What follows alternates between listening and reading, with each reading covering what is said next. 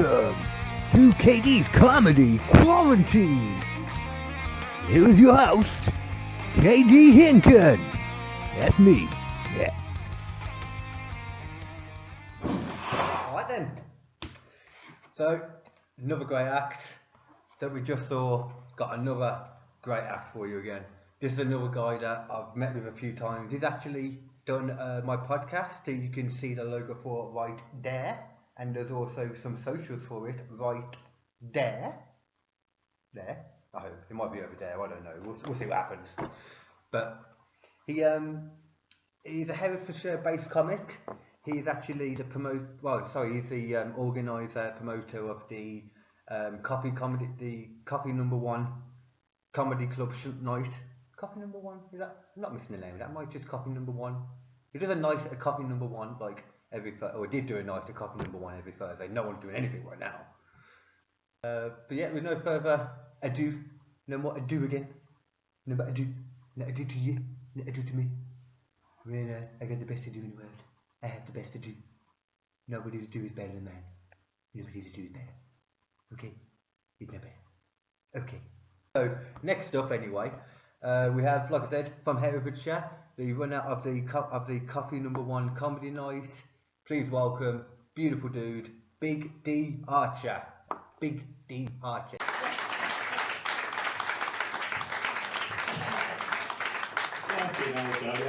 Thank you, well done. It's brilliant to be here. You enjoy yourselves? Yes. Yes. Are we drinking? Yes. Lovely jubbly. My name is Big D Archer, capital D, as you can tell. And it was basically Big D was a nickname given to me by my mum and all my ex-lovers. Hi. What does the D stand for? I hear you say. Disappointment. Disappointment. If only I had a bigger dick, then my mum would be proud of me. That's what I say. I love my mum. She comes from the land down under. Not Australia, hell. I got all my best qualities from my mum. I'm not talking about the facial hair. Or the diabetes. I'm talking about these bad boys here. 36 double D's of pleasure, my Grant and Phils. Sorry for the eye contact then. Right, you enjoying yourself? My mum the other week, she bought me a bra, which I was quite impressed because it's the only support she's ever given me. Thank you. I'm wearing this bra. I'm not wearing it now, obviously, honestly. But I was wearing this bra and I'm thinking, Mum, all I need is some sexy lingerie to pull this look off. You know what she said? She said, don't worry, son, I'm sure your dad will lend you a pair of his. I always wondered what my dad wore with such confidence. Eh? Terrible. I'm happily married, yes. Ooh. She's dead. No, I'm not. I'm only joking. I'm a big believer, if you truly love something, you should hold on to it. That's why she's locked in the basement. At least until the parents pay the ransom. Now, I'm a big believer in first impressions. And my wife's first impression of me was when I fell out the window and landed on her. Wait for it. You could say I was her first big crush. Yes, thank you.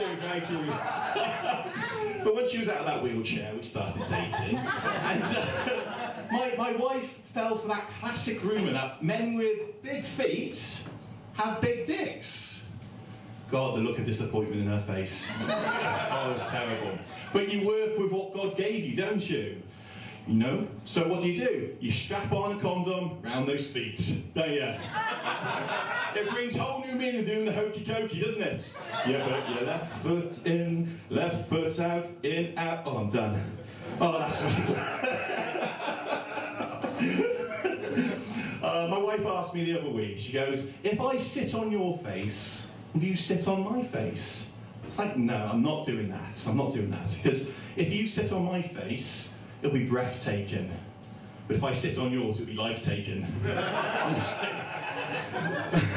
My wife is a policewoman, police officer, and she takes her job way too seriously. And no more or less, when we first had sex for the first time, I was hanging down around the vagina area, trying to figure out where things were, and she tried to do me for loitering. Loitering! Loitering like I'm some weirdo hanging around on a street corner, or cul-de-sac in this case, you know.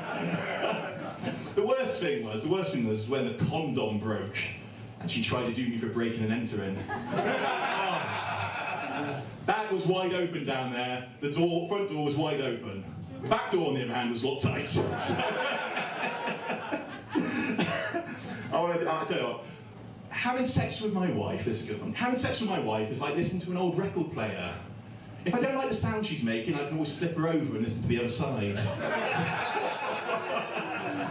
Oh, shit! Alright, I'm gonna try my first political joke. Here we go. Sex with my wife is like becoming PM.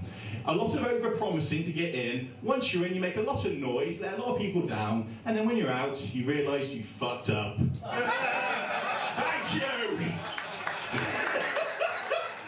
I can't believe that one worked, cheers. My wife's on a diet at the moment, which means I'm on a diet, and where before, when you were a kid, you were hiding porn from your mum, you're now having to hide Jaffa cakes from your wife. It's terrible. But I've been on this diet for about 3 weeks, and the worst thing was I started getting get well soon cards. Wait for it. Of KFC. We miss you! Oh, it's a shame. But I've had to be more creative about getting treats into the shopping basket, okay? So I came up with a great idea. I'm going to put Kit Kats in her tampon box, right? It's a great idea. Try it. Just remember to take it out before her first period. Oh, I forgot. She was screaming at me. I said, whoa, whoa, take a break, take a break. So take a break. It's not the first time you've had 2 fingers inside you.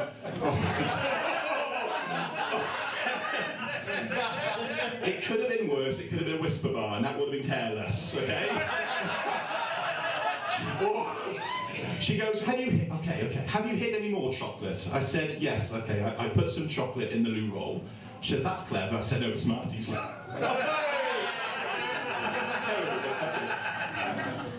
Oh dear, where was I? So I want to tell you a story tonight. My wife the other week was late for work, and she was trying to find her truncheon ready for work. There was a bit of a ceremony going on, and I was trying to help her find it. I was upstairs, she was downstairs, I was going through all the cupboards. And then I looked under the bed, and there was this thing underneath the bed, this huge black thing smiling at me. It wasn't Chris Akabusi. What the hell is that? I was like... So I pulled it out and put it onto the bed, and what can only be described as Mr. T's arm of a dildo. It was incredible! This thing had been through some rough times though. It looked like it had been through 2 tours of Iraq and come back with PTSD. Wait for it. At one point I pressed the button, it started having a breakdown and shaking. Oh! Oh, I couldn't believe it. It's incredible. But my wife shouts up the stairs, have you found my truncheon yet? I found something. And all I could think was, is this what she's using now on the force?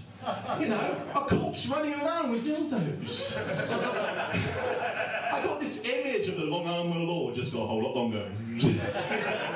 It brings new meaning to the words copper on the beat, doesn't it? I saw all these coppers running around with pump actions. You know, it's terrible. So I thought, you know, I'm going to carry this downstairs. So I chucked it on my shoulder and walked down like Arnie from Commando. Went downstairs and I slapped it on the kitchen table. It didn't break, it didn't buckle, it was fine. And the wife was looking at me and goes, her face went from white to beetroot like that. And her mouth dropped open so wide, I could have reinserted this bad boy. It was so bad.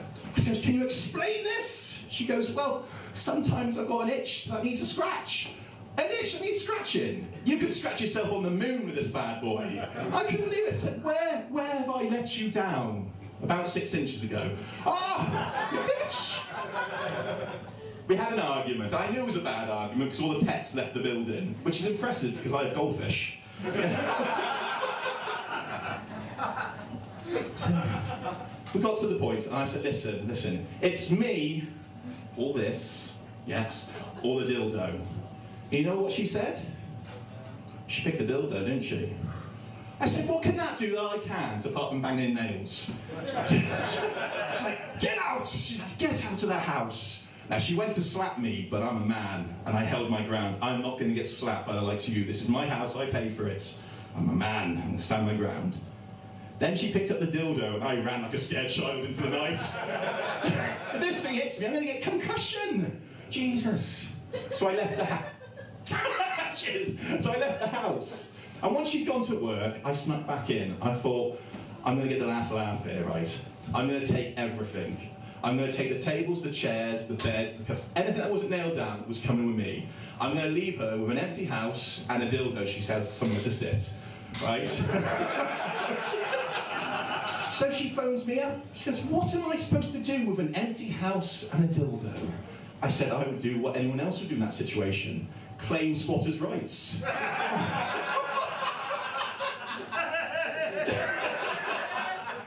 So, yeah, I got kicked out of the house. So I phoned my mum. I'll finish on this. I phoned my mum to tell her everything that happened. And I thought my mum would be understanding, but you know what she did? She turned around and said, what a disappointment. If only you had a bigger dick. Thank you very much. I tell you, this has been wonderful tonight. I've been Big D Archer. Follow me on Facebook and enjoy the rest of your night. Thank you.